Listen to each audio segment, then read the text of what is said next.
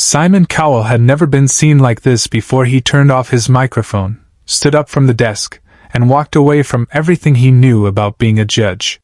What happened next on that America's Got Talent stage would change not just the show, but Simon himself, forever. It was a Tuesday evening recording in Los Angeles. The red curtains were drawn, the audience was buzzing with anticipation, and the judges were settling into their familiar rhythm. Simon adjusted his black t-shirt, leaned back in his chair, and prepared for another night of talent, dreams, and the occasional surprise that made this job worth it. But tonight wasn't going to be like any other night. Margaret Collins, 52, walked onto that stage carrying something that would stop the entire production.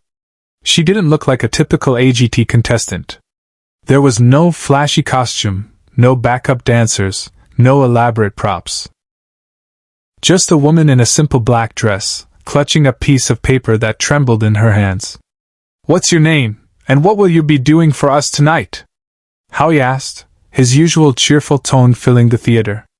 Margaret looked directly at Simon, then at the other judges, and took a breath that seemed to carry years of pain. "My name is Margaret Collins, and I'm here to finish something my husband started, but never got to complete." The theater fell silent. Even Simon, known for his quick remarks and impatient energy, leaned forward. "6 months ago," Margaret continued, "my husband David lost his battle with cancer. But before he passed, he was writing something. A letter. To all the people who believe that dreams don't have expiration dates." Simon's expression shifted. The sharp edges of his usual demeanor softened, and something deeper flickered in his eyes. What Margaret didn't know was that Simon had lost his own father just 2 years prior, and the wound was still raw. But none of the audience could have predicted what was about to unfold. Margaret unfolded the crumpled piece of paper. Her voice cracked as she began to read. "To whoever finds this letter. My name is David Collins, and I'm 54 years old. The doctors tell me I have maybe 2 months left, but I need to say something while I still can." The camera panned to Simon, whose jaw tightened. His hands gripped the edge of the judge's table. "I spent my whole life believing I wasn't good enough, smart enough, brave enough to chase the dreams I had when I was young. I thought there was always tomorrow to be the man I wanted to be, to tell people I loved them, to take the chances that scared me." Heidi Klum wiped her eyes. Howie Mandel sat motionless. But Simon was staring at Margaret with an intensity that no one in that theater had ever seen before. "But cancer taught me something nobody tells you in school," Margaret continued reading. "It's not about how much time you have. It's about what you do with the time that's left. And if my Margaret is reading this..." She paused, her voice breaking. "If my Margaret is reading this, it means she found the courage I never had." Simon's microphone went silent. He reached over and switched it off. The production team in the background started whispering nervously, but Simon wasn't paying attention to protocols anymore. Margaret looked up from the letter, tears streaming down her face. David wanted to audition for this show. He had this crazy dream of singing on television, even though he'd never performed anywhere except our living room. He said Simon Cowell would probably tear him apart, but he wanted to try anyway. A ripple of nervous laughter went through the audience, but Simon didn't smile. His eyes were locked on Margaret, and something was happening to him that the cameras were catching in real time. "The letter isn't finished," Margaret said, holding up the paper. "It just stops mid-sentence. But I know what he wanted to say, because he told me every night before he went to sleep. He wanted to say that it's never too late, and fear is just another word for not yet." That's when it happened. Simon Cowell, the man who had made a career out of brutal honesty and unshakable composure, stood up from the judges' table. The audience gasped. Production assistants looked at each other in confusion. Simon walked around the table, past the cameras, and stepped onto the stage. Subscribe and leave a comment because the most powerful part of this performance is still ahead. "Margaret," Simon said, his voice barely audible over the stunned silence of the theater. "May I see the letter?" She handed it to him with shaking hands. Simon looked down at David's handwriting, messy, rushed, but filled with passion that jumped off the page. He read the unfinished sentence silently. "Margaret, if you're reading this, promise me you'll..." The words just stopped there. Mid-thought. Mid-dream. Mid-love. Simon looked up at Margaret, and for the first time in AGT history, viewers saw tears in his eyes. "What would he have wanted you to promise?" Margaret smiled through her tears. "That I'd stop being afraid. That I'd sing the song we used to dance to in our kitchen. That I'd do it here, in front of everyone, because he couldn't." Simon nodded. He walked back toward the judge's table, but instead of sitting down, he turned to face the audience. "Ladies and gentlemen, this show has given me the privilege of witnessing dreams come true for over a decade. But tonight, I'm not sitting behind that table as a judge. I'm standing here as someone who understands what it means to have unfinished conversations with people we've lost." The camera captured the entire theater in absolute silence. 4,000 people hanging on every word. "Margaret, would you sing David's song?" She nodded, wiping her eyes. The music began, a soft, haunting melody that filled every corner of that massive theater. Margaret's voice wasn't perfect. It cracked with emotion, wavered with grief, but it carried something that no amount of technical training could provide: pure, unfiltered love. But what happened next, no one in the theater or watching at home could ever forget. As Margaret sang, Simon did something unprecedented.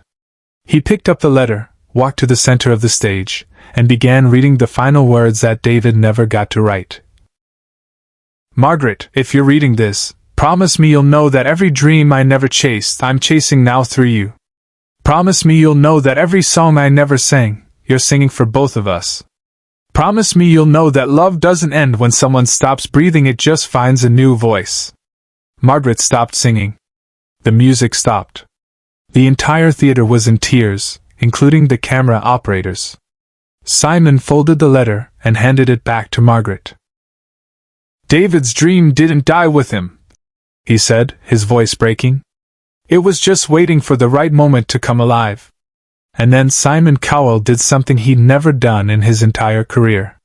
He walked over to the golden buzzer and, without consulting the other judges, without asking for permission, he slammed his hand down. Golden confetti exploded across the stage as Margaret collapsed to her knees, clutching the letter to her chest.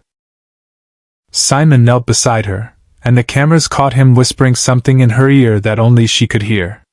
Later, Margaret would reveal what he said. "David would be so proud. And so am I." The standing ovation lasted 7 minutes. 7 minutes of 4,000 people on their feet, crying, clapping, and witnessing something that transcended entertainment and became something closer to healing. Share and subscribe so this story will never be forgotten. But the real impact of that night wasn't captured by the cameras. Backstage, Simon sat alone in his dressing room for over an hour, staring at his phone. He was looking at photos of his own father, thinking about conversations they never had, dreams they never discussed, love they never fully expressed. That performance didn't just change Margaret's life. It changed Simon's approach to every audition that followed. He became gentler with the dreamers, more patient with the imperfect, more aware that behind every person on that stage is a story that deserves to be heard. 3 weeks later, Margaret received a package at her home. Inside was a recording studio session, paid for by Simon personally, where she recorded David's favorite song. The note attached read, "Some dreams are worth finishing, even when we have to finish them for someone else." Margaret Collins never won America's Got Talent. She was eliminated in the semi-finals. But her audition became the most watched clip in AGT history, viewed over 200 million times by people around the world who needed to remember that it's never too late to say, "I love you." And it's never too late to chase a dream, even if you have to chase it for someone else. And Simon Cowell? He kept David's letter. Margaret gave it to him after the finale, and he carries it in his wallet to this day. Because sometimes the most powerful performances aren't about winning, they're about remembering what really matters. Years later, when asked about that night, Simon would say, I've judged thousands of performances, but that wasn't a performance. That was love making a sound. And love always deserves a golden buzzer. The ripple effects of that single audition continue to this day. Margaret started a foundation called Unfinished Letters, where people share the words they never got to say to loved ones they've lost. Simon became the foundation's first major donor, and every year on the anniversary of David's death, he sends Margaret a single red rose with a note that simply says, "He's still singing." The AGT crew members who witnessed that night still talk about it. Camera operators, sound technicians, makeup artists. They all say it was the moment they remembered why they fell in love with television in the first place. Not for the ratings or the drama, but for the rare moments when real life breaks through the screen and touches someone's soul. Margaret never remarried, but she says she doesn't need to. David left me with enough love to last 10 lifetimes, and every time someone hears our story, he gets to love them a little bit too. She still performs occasionally at local venues, always ending her sets with the songs she sang that night. And in the front row, there's always an empty chair with David's photo on it. Simon's transformation didn't go unnoticed by his colleagues. Heidi Klum later said, "That night, we watched the real Simon Cowell emerge. Not the character he plays on TV, but the man he is when nobody's watching." Even Howie Mandel, known for his own emotional walls, admitted that watching Simon break down helped him connect more deeply with contestants facing their own struggles. The judges' table dynamics shifted permanently after Margaret's audition. They began asking different questions, listening for different things, understanding that behind every performance is a human story that deserves dignity. Simon started ending particularly emotional auditions by asking, "What would they say if they could see you now?" It became his signature phrase, a way of honoring the people who couldn't be there to witness their loved one's courage. But perhaps the most profound change was in Simon's relationship with his own vulnerability. For years, he had built a career on being the tough critic, the unmovable force, the judge who couldn't be swayed by tears or sob stories. Margaret's letter taught him that sometimes the strongest thing you can do is allow yourself to be completely broken by someone else's pain. The letter itself became part of AGT lore. Security footage from that night shows Simon reading it at least 12 times, studying David's handwriting as if trying to decode some secret message. He later had it professionally framed and mounted in his office, not as a trophy, but as a reminder that every person who walks onto that stage is carrying invisible weight that deserves his respect. What many viewers didn't see in the edited broadcast was the 20-minute conversation Simon had with Margaret after the cameras stopped rolling. Still on that stage, surrounded by cleanup crews and departing audience members, Simon sat with Margaret on the edge of the platform, asking about David's favorite songs, his sense of humor, the way he laughed when he was nervous.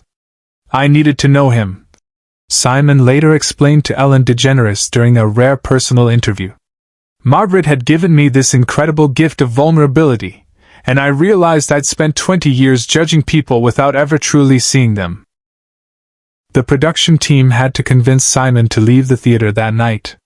He kept saying he wanted to watch Margaret's footage again, to understand what he'd missed in countless other auditions where pain was hidden behind smiles and dreams were wrapped in desperation. The next morning, Simon arrived 3 hours early to the studio, requesting to review audition tapes from previous seasons, looking for moments where he might have been too harsh, too quick to dismiss, too focused on entertainment value instead of human value.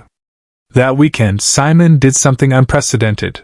He called his own mother, Julie, for the first time in months, just to tell her he loved her.